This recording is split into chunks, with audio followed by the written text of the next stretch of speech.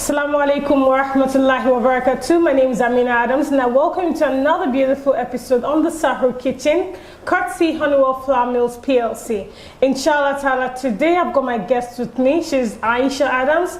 She's an NLP practitioner, she's a public health specialist, and she's a doyen when it comes to charity work. She runs an NGO called the Sidiko Foundation.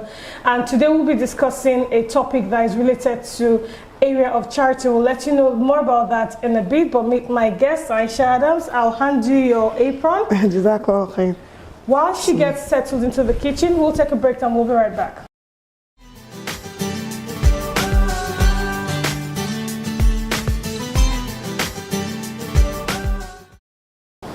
Welcome back. If you're just joining us, it's the Sahur Kitchen, courtesy Honeywell Flour Mills PLC, and I've got my guests here. What do we have for today? What are you cooking for us? Oh well, I'm going to be cooking Honeywell macaroni with Honeywell spaghetti. So it's macaroni spaghetti jollof. Okay, spaghetti. Jollof, mashallah, and garnished with sausages and mushroom. Okay, and with all the veggies and some chicken to go with it. So we will discuss about Muslim, Islam and charity while you get started. So what are you going to start with? Let's get started. I'm going to start by boiling the chicken. Okay. With some onions. Okay, inshallah, we have a pot for you. Okay. So what is the position of Islam when it comes to charity? Sorry, can I get a start spoon? with that? Let's just start with that.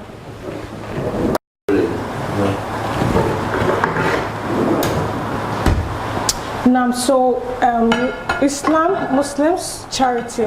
What is the place of charity in Islam? Well, I think that if there is any religion that really encourages charity, I think it's Islam. Unfortunately, a lot of Muslims, especially in Nigeria, because I can't really talk for outside of Nigeria, I think that they are more empathetic to the plight of other people. But we are sort of very sympathetic Muslims in Nigeria, but we tend to not take it further. So what I mean by that is this. Sympathy is like you meet somebody going through an issue and then you are like, oh, hey, yeah, you know, how are you doing and stuff like that. But then when it comes to helping them, taking it further than just the initial part, we don't do much. And subhanAllah, you know, Allah says, Nabi Sallam says in a hadith that the Muslim Ummah is one body and what affects the head affects the neck. And if we were to, you know, act on this hadith of Nabi Sallallahu Alaihi Wasallam, then we would be the most, you know, quick, we should be the quickest to helping people and to being there for ourselves when we have issues. Unfortunately, that is not the case in, you know, most of our challenges. We have a lot of Muslims going through issues and there's literally nobody to help them, you know, sort things out or someone to even talk to get them through it. So while you have the chicken is almost done, I believe, and your veggies are going on, we'll then introduce the macaroni and spaghetti after the break, inshallah. Stay with us.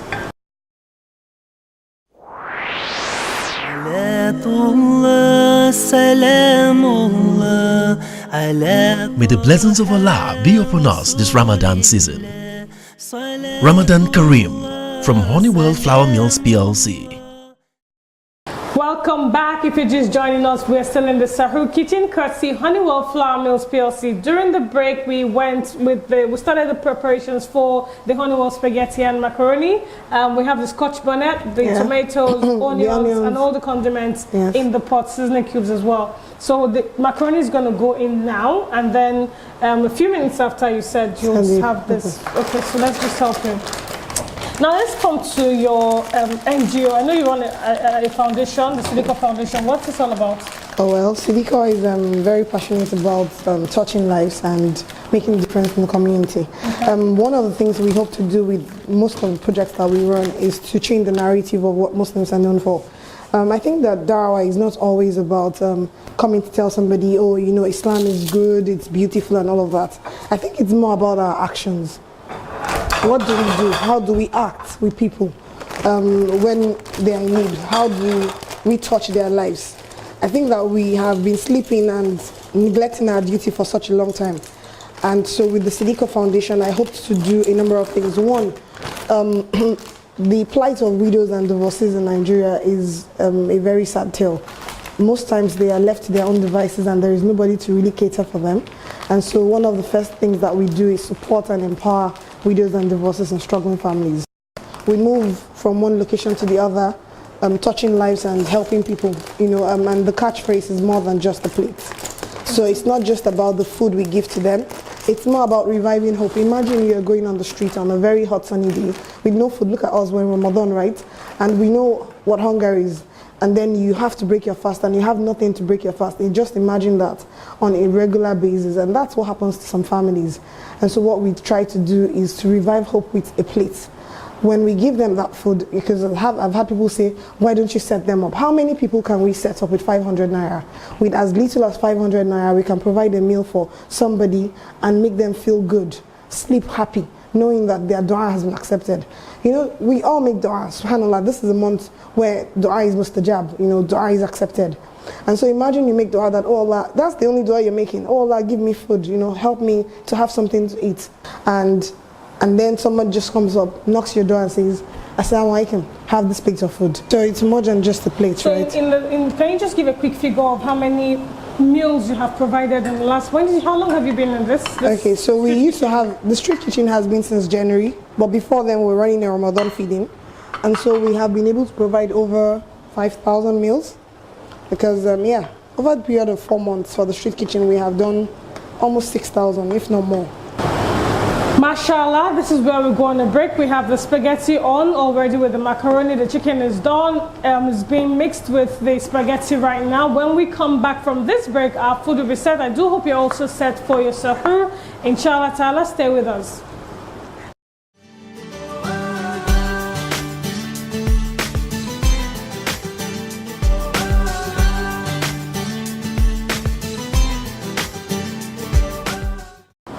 Alhamdulillah Rabbil Alameen, this is how far we can go on the show. Our food is ready. Spaghetti, macaroni, jollof, garnished with sausages and chicken.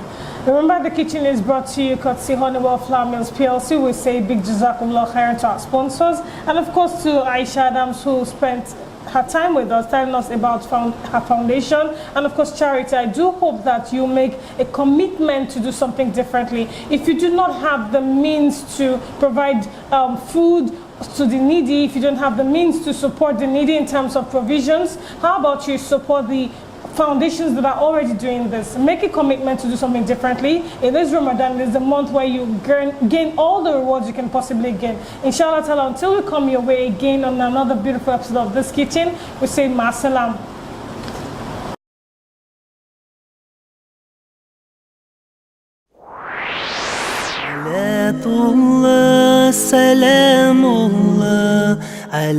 May the blessings of Allah be upon us this Ramadan season. Ramadan Kareem from Honeywell Flour Mills PLC.